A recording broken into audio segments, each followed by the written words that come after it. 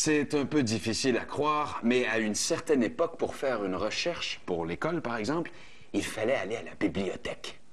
On devait ouvrir des livres, trouver les passages qui nous intéressaient, prendre des notes, tout ça. Oui, il y a eu une époque où Google n'existait pas. Une époque où on ne pouvait pas s'asseoir devant l'ordi, taper quelques mots et voir toute l'information s'étaler devant nous.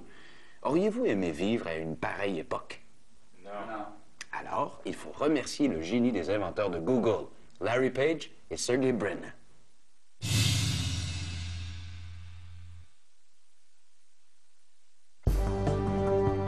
Larry et Sergey sont les entrepreneurs par excellence de Silicon Valley. Ce sont des visionnaires. À la fin des années 90, Larry Page et Sergey Brin conçoivent Google alors qu'ils étudiaient à l'université Stanford. Ils accomplissent un travail formidable et ils souhaitent changer le monde. Google est aujourd'hui le moteur de recherche Internet le plus utilisé au monde. Google simplifie la navigation sur le web en vous permettant de trouver ce que vous cherchez rapidement et sans difficulté. Difficile de prévoir l'impact de Google. Cette technologie change notre manière d'agir.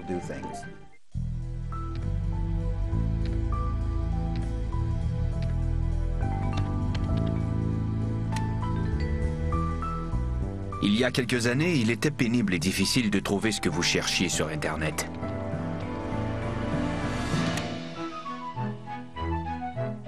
Mais aujourd'hui, grâce à Google, quiconque est muni d'un ordinateur et d'une connexion Internet peut mener à bien ses recherches. Google a permis de démêler l'amas d'informations qu'on retrouve sur le web. Il est maintenant possible d'effectuer des recherches rapides et efficaces. Google répond quotidiennement à plus de 200 millions de recherches provenant des 4 coins du globe. I'm from England, and a lot of people in England use Google. Everybody in Ireland uses Google. Yes, Google is in France is very popular.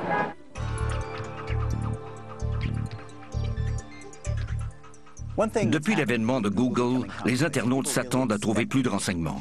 Vous pouvez chercher des informations sur la personne que vous allez rencontrer avant un rendez-vous amoureux. L'index de Google représente ce que nous sommes aux yeux des autres. C'est un phénomène social tout à fait nouveau. Google améliore aussi les soins de santé. La plupart des médecins vous diront que leurs patients sont beaucoup mieux renseignés qu'autrefois. Google est le fruit du travail de 2 étudiants au doctorat ayant abandonné leurs études. Larry Page et Sergey Brin. Larry et Sergey sont les entrepreneurs par excellence de Silicon Valley. Ce sont des visionnaires intelligents et acharnés. Page et Brin mettent au point Google en 1998. Cela ne pouvait survenir à un meilleur moment. Google a fait son apparition au moment où des dizaines de millions de personnes accédaient à Internet. Les jeunes entreprises Internet se multiplient, tandis que le web est en plein essor et regorge d'informations. Le seul problème est de trouver ce que l'on cherche. Les moteurs de recherche existants produisent plus de renseignements inutiles que d'informations pertinentes. Avant l'avènement de Google, il fallait multiplier les recherches. Ou encore, sur un site comme Yahoo, vous deviez naviguer à travers de nombreuses pages. Ces moteurs de recherche avaient tous des problèmes. Par exemple, si vous cherchiez une voiture, on vous proposait des tracteurs et des tondeuses à gazon. La sélection d'informations pertinentes parmi un amas de renseignements superflus est pénible et frustrante. C'est alors que des sites comme Yahoo font appel à des bibliothécaires afin de cataloguer l'information contenue sur le web et de créer des répertoires.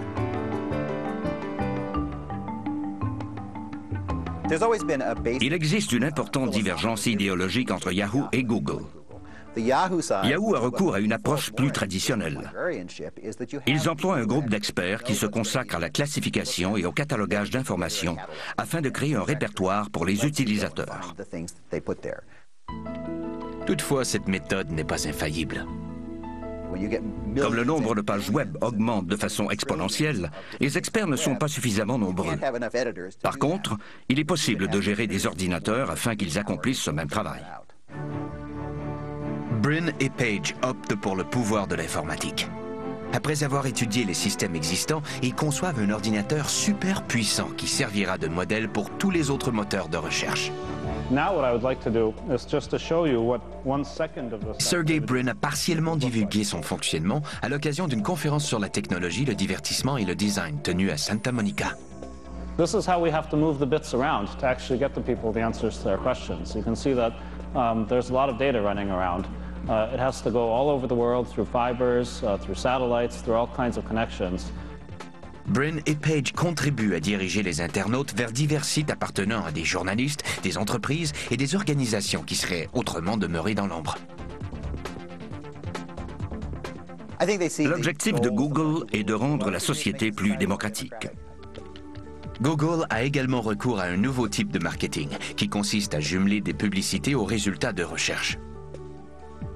Un internaute qui désire se renseigner sur les fleurs verra donc apparaître des publicités de fleuristes en marge de sa recherche. Avant Google, personne ne savait comment rendre profitables les moteurs de recherche. On n'y accordait donc que peu d'importance.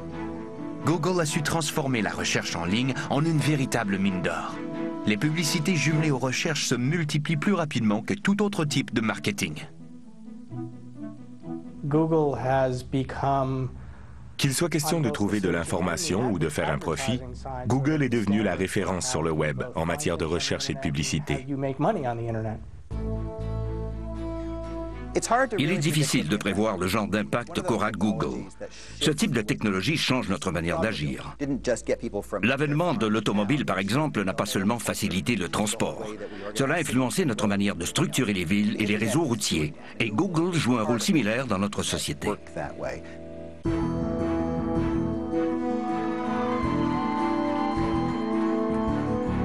Toutefois, le succès de Google est scruté de près par la concurrence. En novembre 2004, le géant Microsoft annonce son intention de lancer son propre moteur de recherche.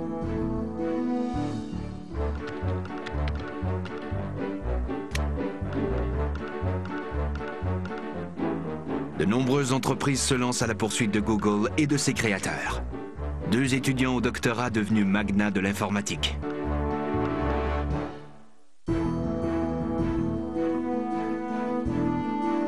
Au départ, les fondateurs de Google, Larry Page et Sergey Brin, n'ont pas l'intention de créer leur propre entreprise.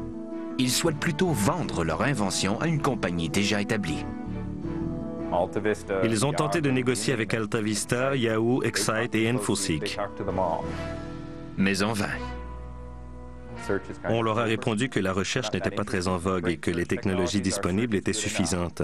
Vers 1997 ou 98, ces entreprises auraient pu se procurer Google pour une véritable bouchée de pain.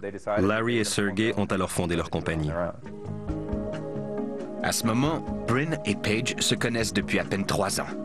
Brin, qui est âgé de 23 ans et qui poursuit des études en informatique à l'université Stanford, fait la connaissance de Larry Page, âgé de 24 ans, alors que ce dernier arrive sur le campus.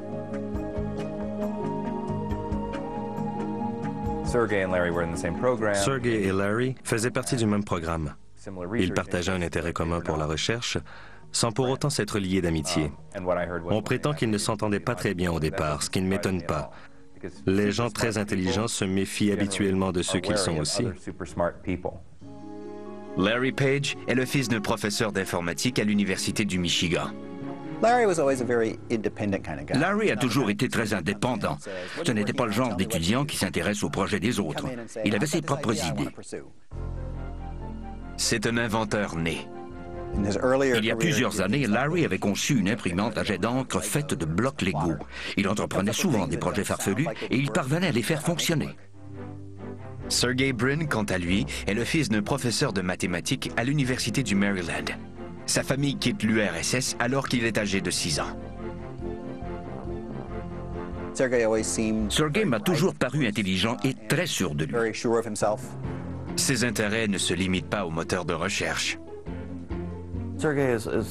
Il est très au fait des nouveaux concepts en biotechnologie et s'intéresse aussi au voyage dans l'espace. Il aime les activités en plein air, comme le hockey sur patin à roues alignées.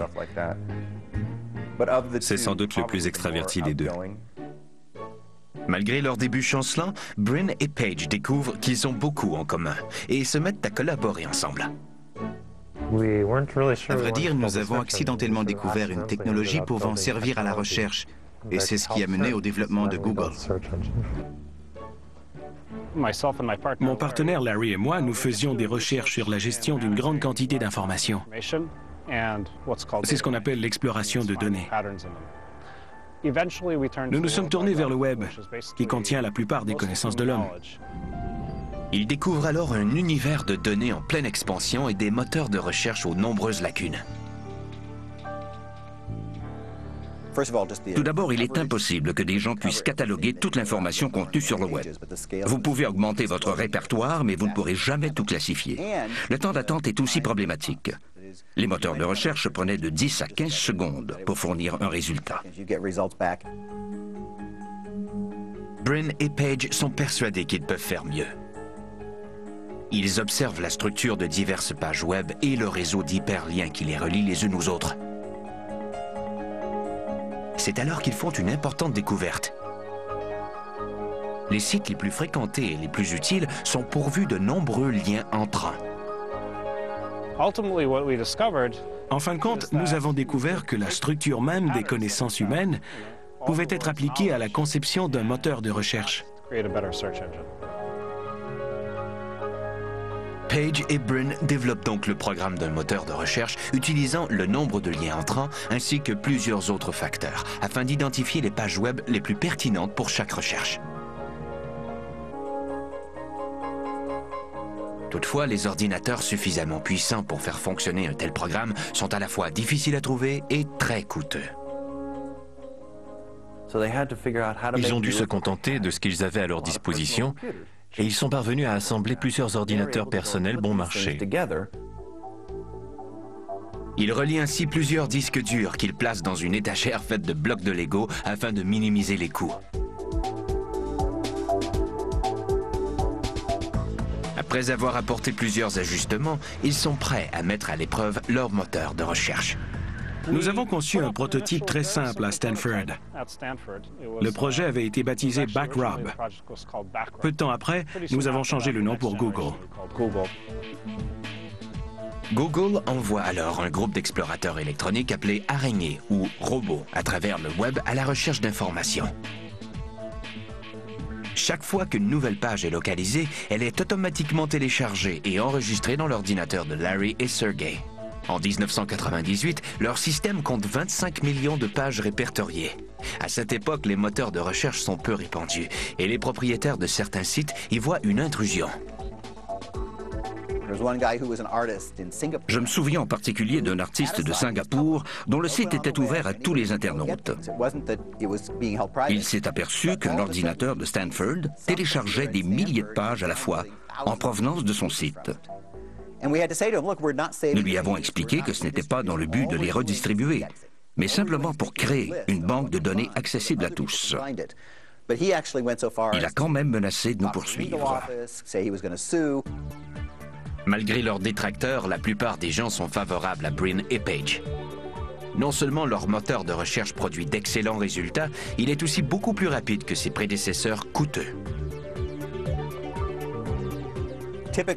Généralement, un ordinateur puissant est muni d'un processeur très rapide. Mais il faut tenir compte des goulots d'étranglement qui causent une diminution des performances. Larry et Sergey ont constaté qu'en réunissant un grand nombre d'ordinateurs moins puissants, ils pouvaient éviter ce genre de problème. Brin et Page n'ont qu'une chose en tête, la rapidité. Ils mettent tout en œuvre afin de retrancher le moindre centième de seconde du délai d'attente. Ils se sont aperçus que s'ils parvenaient à réduire le temps d'attente à moins d'une seconde, les internautes utiliseraient la recherche d'une manière bien différente. C'était l'un des principaux objectifs tout au long du projet. Il a donc fallu accroître la puissance des ordinateurs jusqu'à ce que le délai moyen atteigne une seconde. Ceux qui essaient Google l'adoptent aussitôt. À l'origine, le nom devait être Google, appelé G-O-O-G-O-L, soit le terme mathématique désignant le chiffre 1 suivi de 100 zéros. Malheureusement, c'était avant l'invention de notre correcteur d'orthographe. Le nombre de recherches effectuées sur Google surpasse bientôt les capacités du système informatique de Brin et Page. Encouragés par leurs collègues de Stanford, ils se lancent à la recherche d'un partenaire d'affaires. Larry et Sergey ont toujours été animés par le désir de créer quelque chose d'utile. Ils proviennent tous deux de familles intellectuelles où l'argent a une importance secondaire. Ils favorisent la transmission des connaissances et l'apprentissage. À l'origine, leur intention n'était pas de faire un profit, mais plutôt de faciliter l'accessibilité à l'information. Toutefois, le monde hors de Stanford ne partage pas cet idéalisme. On leur a répondu que leurs idées étaient formidables d'un point de vue technologique, mais que les moteurs de recherche n'étaient pas très populaires. On les considérait comme de simples outils techniques. À cette époque, les moteurs de recherche ne sont pas rentables. Les sites procurant le plus de revenus sont des portails offrant divers services tels que Yahoo et American Online. Incapables d'obtenir un brevet, les deux jeunes hommes partent à la recherche d'investisseurs afin de fonder leur propre compagnie. Ils font la rencontre d'Andy Bechtolsheim, fondateur de Sun Computing. Andy a brandi son chéquier, l'a posé sur le capot de sa voiture et a signé un chèque de $100 000 à Larry et Sergey. Il leur a demandé le nom du projet et c'est alors qu'ils ont opté pour Google. Par la suite, ils ont constitué une société. Brin et Page installent leurs quartiers généraux dans la maison d'une amie. Je me suis dit qu'ils travailleraient de jour et que je les verrais à peine, mais ils étaient chez moi 24 heures sur 24. Tandis que Larry et Sergey persévèrent, Google atteint le plateau des 10 000 recherches quotidiennement. Les médias ne manquent pas de le remarquer et de nombreux articles paraissent dans les journaux. PC Magazine nomme Google l'un des 100 meilleurs sites web. Ils ont obtenu un financement de $25 millions auprès de deux des entreprises les plus réputées en capital de risque. C'est à ce moment-là que le reste du monde a constaté l'importance que prendrait cette compagnie. Grâce au financement obtenu, Brin et Page établissent leur jeune entreprise dans un nouveau siège social. Sergey et Larry sont avantagés par leur jeune âge. Ils accomplissent un travail formidable et ils souhaitent changer le monde, comme le dirait Steve Jobs.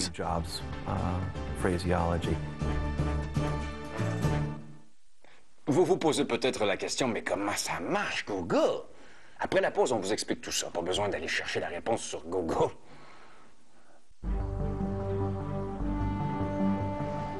En 1999, Google célèbre son premier anniversaire et fait l'objet de 3 millions de recherches quotidiennement. À la fin de l'année 2000, on dénombre 60 millions de recherches par jour. C'est durant cette période que les premières publicités font leur apparition sur les pages de Google. Brin et Page paraphent une entente de partenariat avec l'Italie, le Royaume-Uni, le Japon et la Chine.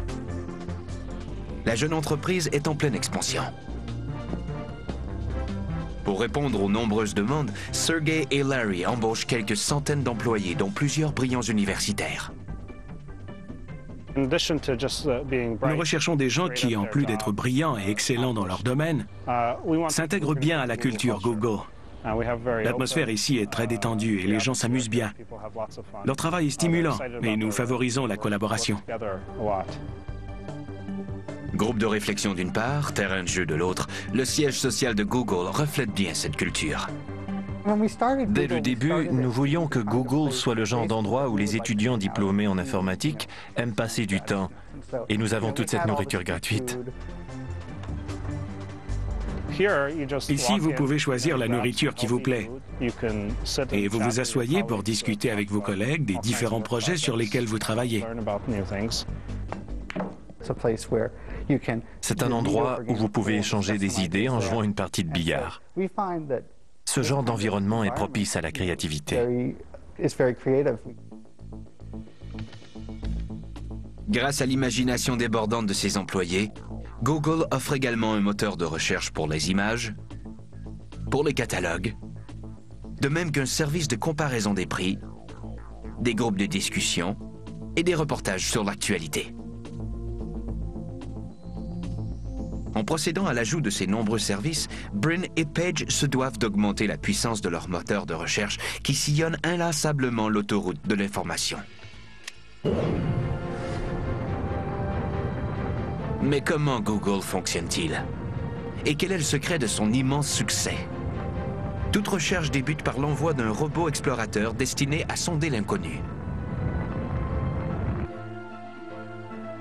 Dans le cas de Google, l'inconnu est le cyberespace. Et l'explorateur, un programme informatique conçu par Brin et Page appelé Googlebot. Ce dernier parcourt le web à une vitesse phénoménale. Sa mission consiste à identifier tous les sites et en copier chacune des pages. Googlebot examine une à une les pages web. Lorsqu'il trouve un nouveau site, il en télécharge le contenu et vérifie s'il contient des hyperliens menant à d'autres sites inconnus. Il parcourt le monde entier de cette manière. Googlebot tient également compte des mises à jour faites sur plusieurs sites. En raison de son volume, Google éprouve des problèmes d'actualisation. Il lui est impossible de vérifier 3 milliards de pages web chaque jour. Il existe donc une sorte de hiérarchie qui détermine les mises à jour prioritaires, comme celle des services de nouvelles, par exemple.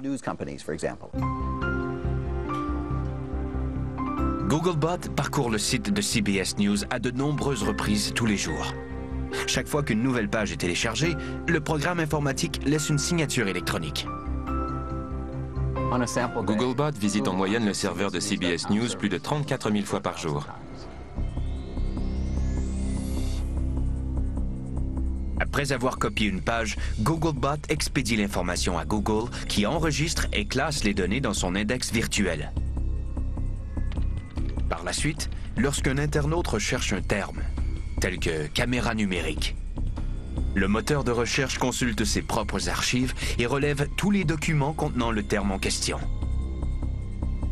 Dans le cas présent, on obtient 16 800 000 documents. Il ne faut pas oublier que les ordinateurs n'ont aucun discernement. Ils peuvent regrouper toutes les pages web contenant certains mots, mais ils sont incapables de départager celles qui proviennent de sources fiables, comme le New York Times, de celles qui n'ont aucune valeur. Comment Google parvient-il à déterminer quelles sont les pages les plus importantes? La réponse réside dans le classement, un algorithme top secret entièrement conçu par Larry Page. C'est cette formule qui distingue Google de ses compétiteurs. Les concepteurs de Google ont eu la brillante idée d'utiliser le réseau d'hyperliens du web comme une sorte de concours de popularité. Page a constaté que les sites les plus achalandés étaient tous pourvus de nombreux liens entrants pouvant servir à quantifier leur importance. Un hyperlien équivaut à un vote. Lorsque vous en placez un sur votre site, vous affirmez que cette page est importante. Une page web dotée de 20 000 liens entrants est donc plus importante que celle qui n'en a que 6. Tel est donc le secret de Page et Brin. Si leurs ordinateurs sont incapables de poser un jugement, ils peuvent néanmoins compter les votes et classer les pages web par ordre d'importance. Le classement de Google est toutefois plus complexe et tient compte de nombreux autres facteurs. Mais ce qui fait de Google une invention vraiment remarquable, c'est son extrême rapidité. Chez Google, la vitesse est une véritable obsession. Vous avez à peine le temps de cligner de l'œil et vous obtenez les résultats de votre recherche. En seulement 59 centièmes de seconde, Google réunit 16 millions de résultats et les classe par ordre de pertinence. C'est ce qui en fait le moteur de recherche par excellence auprès des internautes.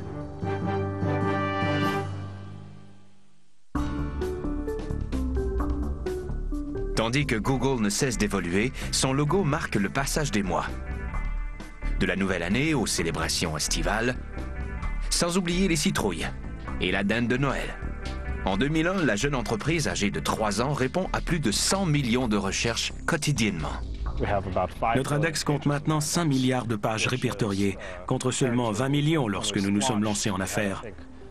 Ce qui veut dire 200 fois plus. Google est également disponible dans une centaine de langues.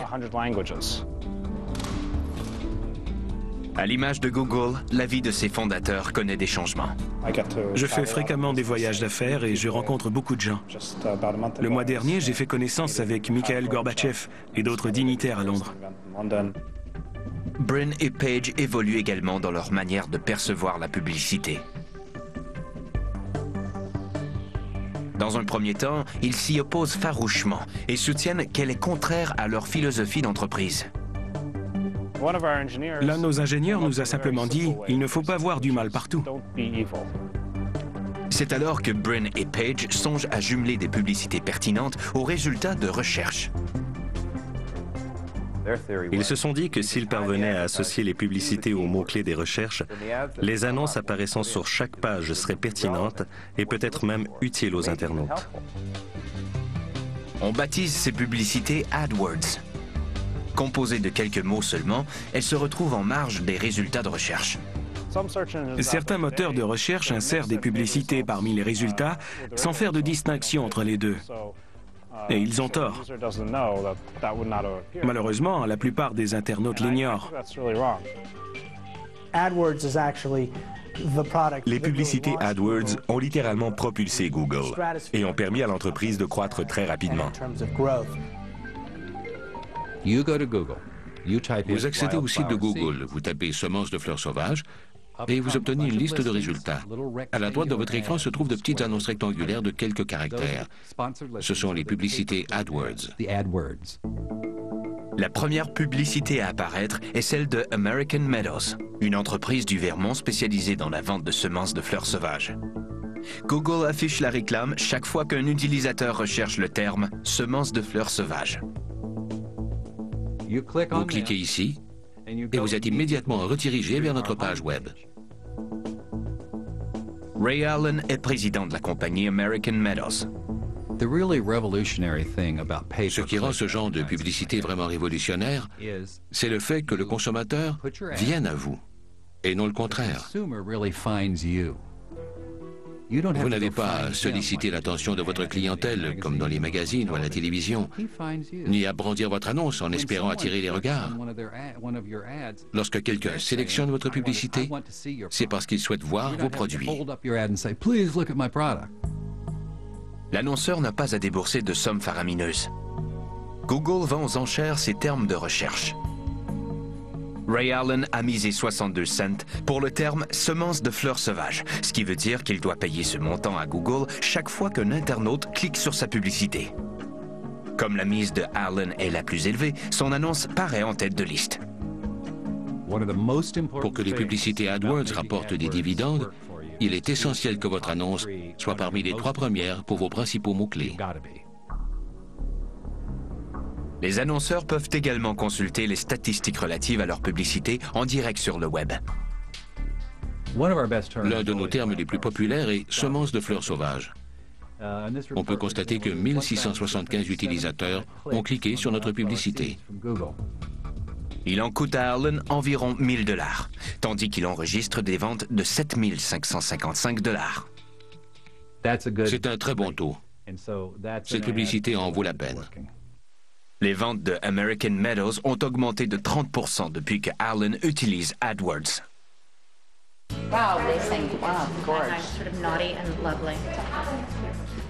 Les dirigeants de Daily Candy, une infolettre distribuée par courriel, font aussi confiance à Google en matière de publicité. Cette entreprise new-yorkaise, qui cible les jeunes femmes adeptes de magasinage, publie quotidiennement une lettre d'information dans 5 différentes villes. Notre clientèle est composée de femmes qui dépensent beaucoup et qui s'intéressent à la culture ainsi qu'à la mode. Les annonceurs sont donc intéressés à faire circuler leur message auprès de ces femmes. Daily Candy est un service gratuit. Ses dirigeants font un profit en vendant des publicités à des compagnies telles que American Express. Le prix exigé pour ces publicités augmente proportionnellement au nombre d'abonnés. C'est à ce moment qu'intervient Google. Peter Scheinbaum, qui est directeur de l'exploitation chez Daily Candy, utilise AdWords pour attirer de nouveaux abonnés. Par exemple, chaque fois qu'un internaute recherche le terme « échantillon de vente », sa publicité apparaît. Les gens qui recherchent de l'information sur les échantillons de vente constituent d'excellents clients potentiels. Daily Candy ne se contente pas d'afficher ses publicités sur Google. Ces réclames paraissent sur plusieurs autres sites dans le cadre d'un partenariat avec Google appelé AdSense.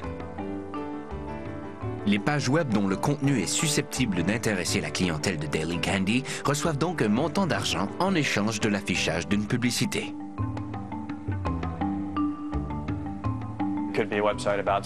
Il peut s'agir d'un site web consacré aux échantillons de vente, à la restauration ou encore d'un simple article traitant de la mode et des dernières tendances en vogue à New York, Milan ou Paris.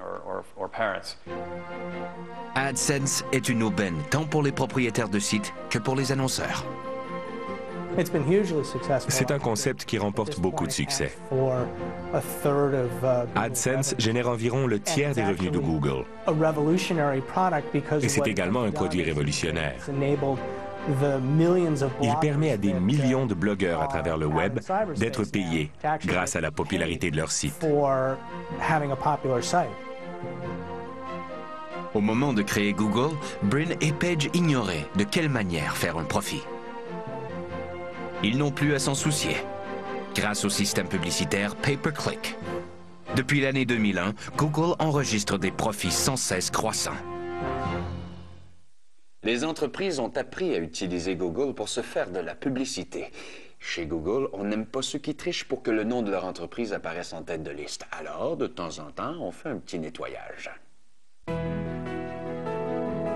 La popularité du système Pay-per-click a créé de nouveaux défis pour Brin et Page.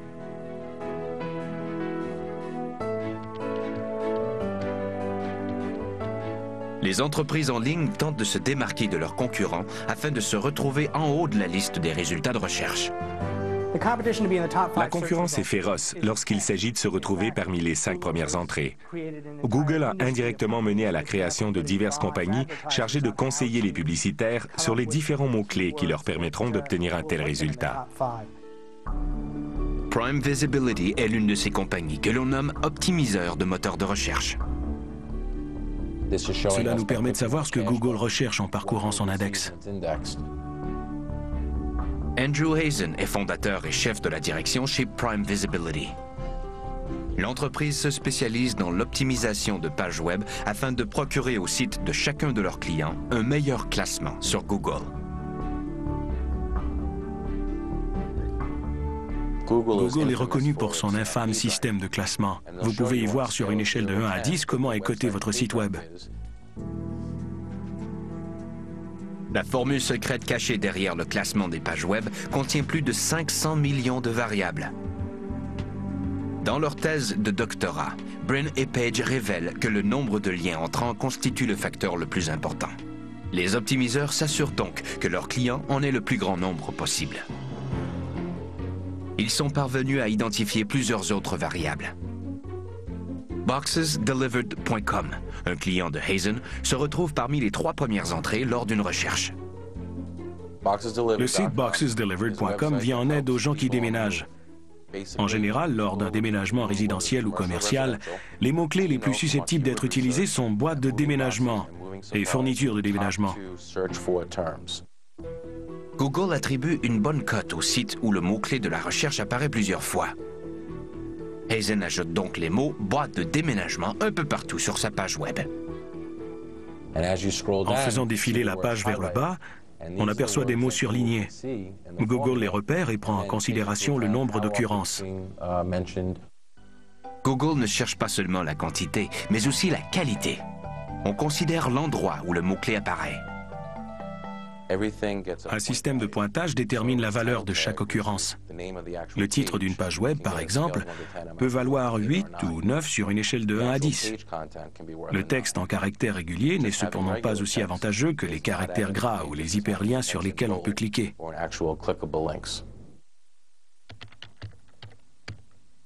Hazen ajoute des hyperliens dirigeant l'internaute en provenance d'autres pages web vers le site de Boxes Delivered. Le site de Hazen, qui ne comptait initialement que 6 ou 9 liens, en possède maintenant 90. Chez BoxesDelivered.com, nous pouvons par exemple rechercher un site spécialisé dans les changements d'adresse. Nous ajoutons ensuite un lien sortant sur notre page web et nous contactons la compagnie en question en expliquant que nous avons ajouté leur lien sur notre site et en leur demandant de nous rendre l'appareil. Prime Visibility compte parmi ses clients Lauren Hutton's Good Stuff, Torno et Wells Fargo Century. L'optimisation des sites devient essentielle lorsqu'il s'agit de conclure des affaires sur Internet. Cela crée un équilibre à même la concurrence qui mène à l'innovation. La pertinence des sites qui se retrouvent classés parmi les premiers lors d'une recherche est aussi augmentée. Mais des gens sans scrupules peuvent aussi se servir de ces techniques afin de hisser leur site web au haut de la liste. Certains optimiseurs vont jusqu'à créer des milliers d'adresses Internet dans le seul but de les relier à un site et d'en améliorer le classement. Le classement repose sur le nombre de liens entrants. Ces gens conçoivent donc leur propre classement et augmentent leur popularité en créant tous ces faux domaines. Je connais une entreprise d'optimisation qui emploie 50 traducteurs dans le seul but que Google ajoute à son index toutes ses pages traduites.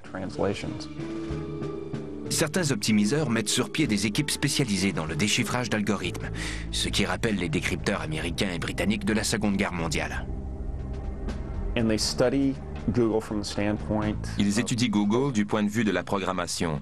Ils téléchargent page après page et effectuent une multitude de recherches afin de comprendre ce qui détermine le classement des différents sites. C'est une bataille de tous les instants. Un peu comme l'était la course à l'armement entre les États-Unis et l'Union soviétique. Si l'on met au point une nouvelle technologie, l'autre côté tentera immédiatement de la surpasser. Les efforts déployés afin de dominer le système de classement de Google constituent un problème énorme pour Brin et Page. Cela met en péril la pertinence des résultats qui distinguent Google de ses rivaux. Google réplique en effectuant une mise à jour régulière de son algorithme secret. C'est en février 2003 que webmasterworld.com décide de baptiser les mises à jour de Google, un peu comme le fait le service météorologique avec les ouragans. Il y a d'abord Boston, suivi de Cassandra, Dominique et Esmeralda. Mais c'est au matin du 14 novembre 2003 que survient Florida, la plus importante de toutes les mises à jour. Nous ne savons pas exactement ce qui s'est passé, mais Florida a sans aucun doute été la mise à jour la plus radicale de Google. La plupart des sites commerciaux ont vu des pages disparaître et de nouvelles apparaître. Cela a été un changement dramatique. Un bon nombre de sites commerciaux habituellement bien classés deviennent soudainement impossibles à trouver. Avant Florida, les mises à jour étaient mineures et nous savions comment Google allait y réagir. Après Florida, cependant, nous n'avions aucune idée de ce que Google avait bien pu faire. Le chaos a régné pendant un certain temps. Cette mise à jour a été cruciale, mais elle a aussi servi à démontrer que les dirigeants de Google sont les seuls maîtres à bord. Ils font ce qu'ils veulent de leur index.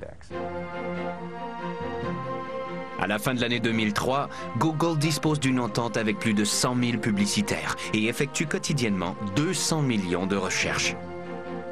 La jeune entreprise est chef de file en matière de recherche en ligne et plusieurs de ses investisseurs sont maintenant prêts à encaisser. Le temps est venu de transformer Google en une société ouverte. En 2004, Google franchit une autre étape et débarque à Wall Street. Là, on se méfie. Imaginez, une entreprise qui ne veut pas seulement faire de l'argent, mais qui veut aussi changer le monde.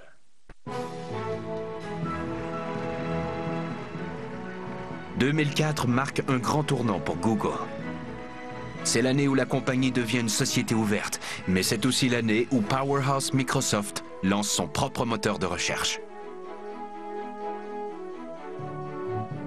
Dans la lettre destinée aux actionnaires potentiels de Google, Brin et Page mentionnent que leur entreprise n'est pas conventionnelle.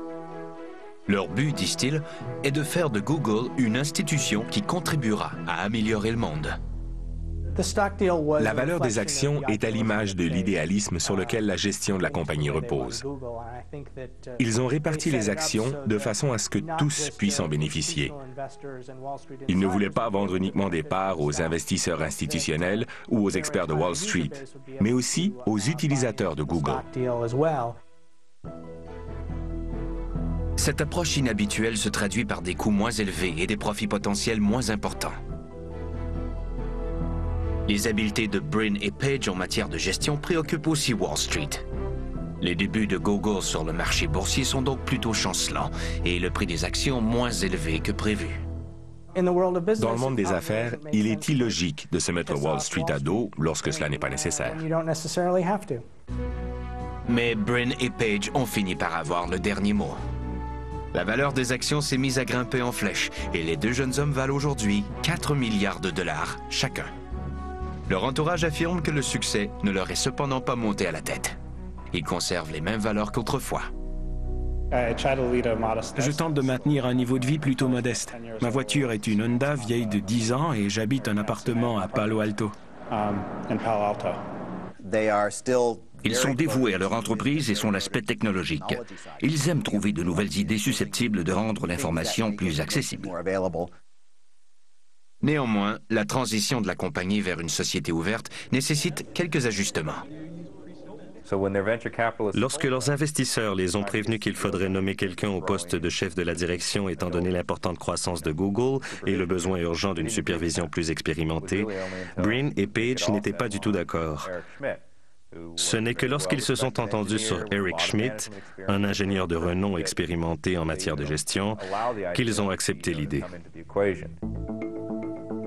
Aujourd'hui devenue une compagnie valant plusieurs milliards, Google fait maintenant face à de nouveaux problèmes.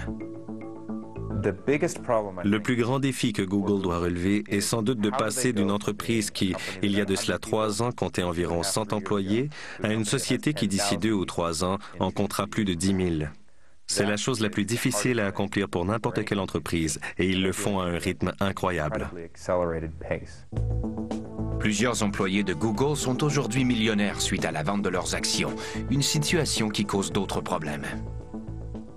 Je crois que Larry et Sergey devront faire face à un renouvellement de personnel beaucoup plus fréquent que ce qu'ils ont connu jusqu'à présent.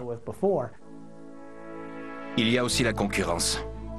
Depuis que Brin et Page ont démontré que les moteurs de recherche pouvaient être hautement profitables, tout le monde semble vouloir s'en mêler.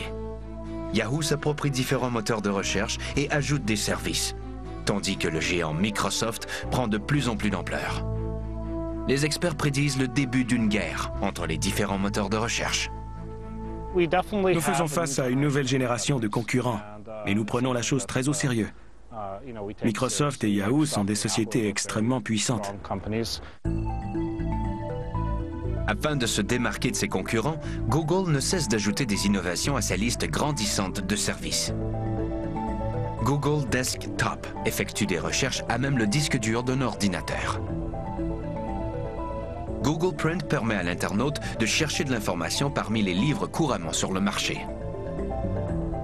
Grâce à l'acquisition de Keyhole Corporation, l'utilisateur peut rechercher des images aériennes et satellites de la surface de la Terre.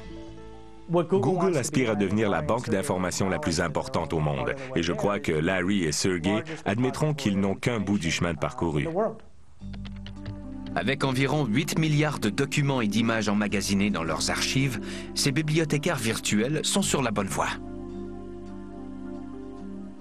Je crois que tout ce que vous ne développez pas se compare à un jardin laissé à l'abandon. Nous travaillons très fort afin de mettre au point de nouveaux outils qui pourront être utiles aux générations futures.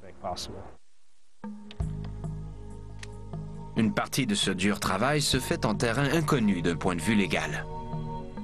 Des poursuites judiciaires au sujet de publicité AdWords utilisant des marques déposées et des problèmes d'intrusion dans la vie privée sont autant d'indices des difficultés à venir. Des plaintes concernant le non-respect des droits d'auteur représentent aussi un risque potentiel. Par exemple, les résultats d'une recherche sont en bonne partie constitués d'items protégés par les droits d'auteur. Google ne les élimine pas, à moins de recevoir une plainte. S'ils peuvent établir un droit de propriété sur la page web, nous la retirons. S'ils ne veulent pas la rendre accessible, la décision leur revient.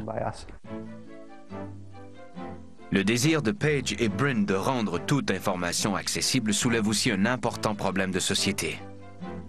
Plus les internautes utilisent Google, et plus Google nous définit aux yeux des autres. Le danger que cela présente est que l'information recueillie peut s'avérer inexacte ou fausse. Google n'a aucune manière de le vérifier. Les résultats d'une recherche sont recueillis par l'index et souvent cela ne donne pas le profil complet d'une personne. Mais les gens prennent tout de même des décisions basées sur ces informations. Le génie de l'information instantanée et omniprésente est sorti de sa bouteille, pour le meilleur, mais parfois pour le pire. Dans les siècles à venir, il est possible que les historiens regardent vers le passé et considèrent le monde d'avant Brin et Page comme une sombre période de l'histoire. Les gens auront peine à croire que des générations aient vécu dans un monde où la moindre parcelle de savoir ne leur était pas immédiatement accessible. C'est un concept qui peut nous sembler étranger, mais que Google rend de plus en plus réalisable.